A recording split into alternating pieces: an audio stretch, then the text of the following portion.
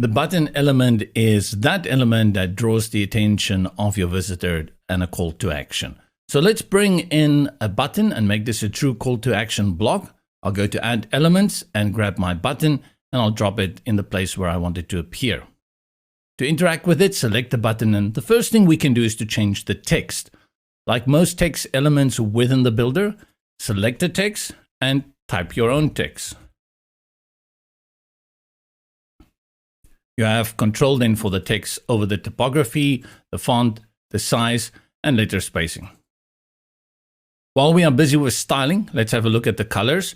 You have a color for the background, the text, add a border, and even a shadow if you want it to be a little bit separated from the background.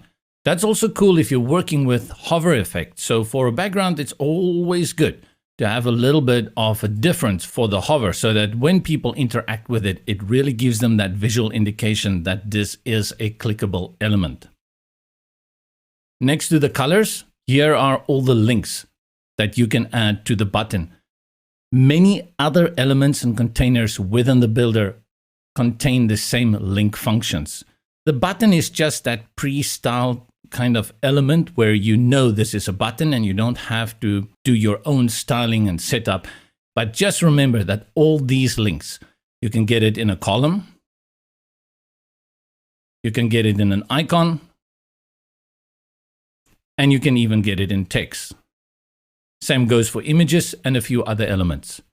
Let's go back to our button and then look at the options. You have the URL where you're going to add your link, and then you can activate it as a new tab or make it no follow. Also, you can link it to another block on the same page. Currently, I only have this one block, but if I were to bring in any other block, I can anchor it to that block. Let's go to this one. And you will see under block, we have both of these. And if I select this one, in future, when people click on this one, it will bring them to the second block. And then you have the option to create a pop-up as well as bring in a downloadable file. The button settings you access on the left from the options toolbar. You have a few presets for the size. You can go small, medium, large, and then you have control over custom width and height if you have something else in mind that the presets cannot give you. Choose between a fill and outline or no fill. And you can go for presets in terms of corners, sharp corners, a pill kind of effect, and then your custom settings. Add an icon, which you can place on the left or the right.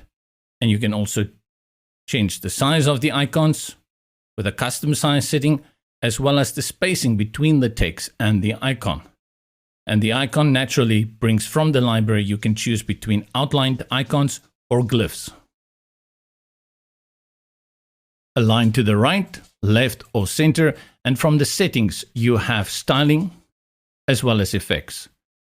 A little hidden feature happens the moment you duplicate the button.